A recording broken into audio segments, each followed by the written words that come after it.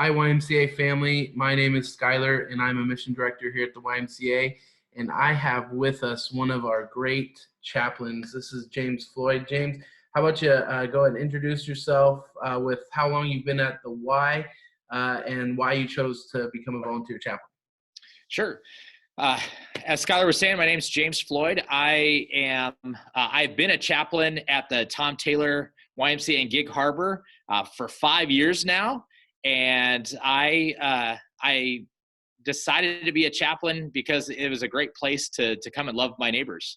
And just kind of practice exactly what Jesus said. I'm a pastor of a church in town, and this was a great way to just interact with people and share the good news and be good news as I interact with people. So, yeah. So before we get into how you can interact with James right now when our doors aren't open and social distancing, what was kind of your normal routine or kind of how would you interact with people in the physical building? Sure. So yeah, pre-pandemic, I would come in most of the time on Thursdays and walk around the Y and say hi to people. Sometimes I'd hang out front at the welcome reception area, greeting people. I participated in our active older adults coffee time, which was a great place to just hear some amazing stories from some of our amazing members. And yeah, I just kind of wander through the building looking for ways to be of assistance, be a friendly face, just let people know that I was there to talk with them, to listen to them, to pray with them, or to pray for them.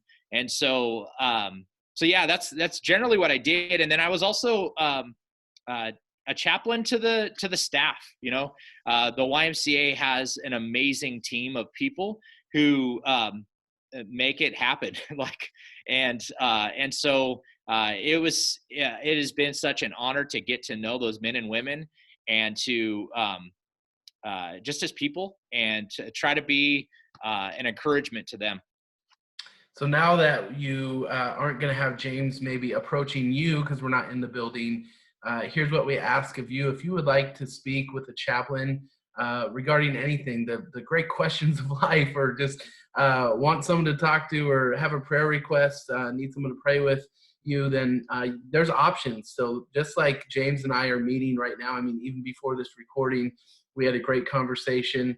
And it's still possible. And so we do it virtually, either through a phone call, through Zoom, through email. And so what I want you to do is to use the links provided. If you're on our Facebook page right now, you'll see links there that you can use to get to our chaplain page. If you're on our chaplain page, you'll see a link to make an appointment either with James or one of our other chaplains, all sorts of different times available, from weekends to weekdays to evenings.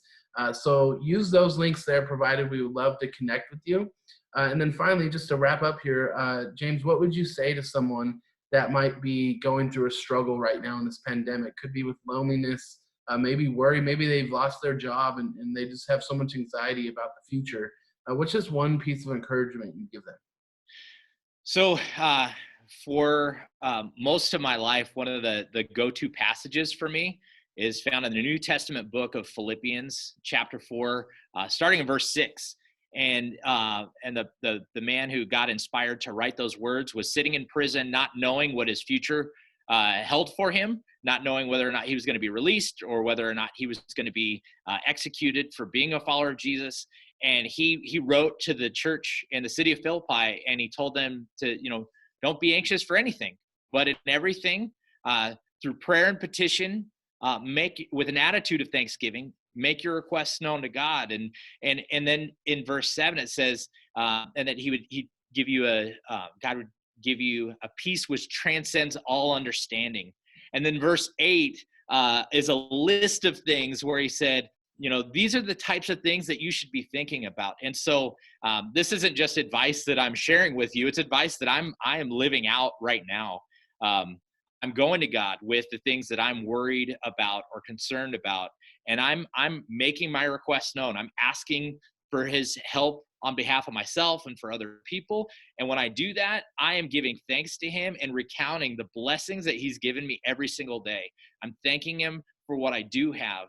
And there's an amazing thing that happens when we do say thank you for what we have and we recognize all the good things we have. It helps to bring this perspective. And then I encourage you, if you have a Bible, or you can go to my.bible.com and you can look it up. Look at the list of the types of things that you should be thinking about in Philippians 4, chapter 4, verse 8. Things that are true and noble and beautiful and admirable and excellent. Like, I use that as a filter as these thoughts come in and go, is this true or is this hype? Is this true or is this a what if scenario? And it just brings me a lot of peace. And then the other thing is, one last thing, don't try to do this on your own. Reach out to friends, reach out to family, reach out to a chaplain from the YMCA, reach out to a local pastor. Know that you aren't going through this by yourself. You don't have to go through this by yourself. You have a God who loves and cares about you, and he has put people in your life who love and care about you too. That's great. Thank you, James. There you have it. Hope you're encouraged today. And then again, we would love to connect with you. So use the links provided. Have a great day, YMCA.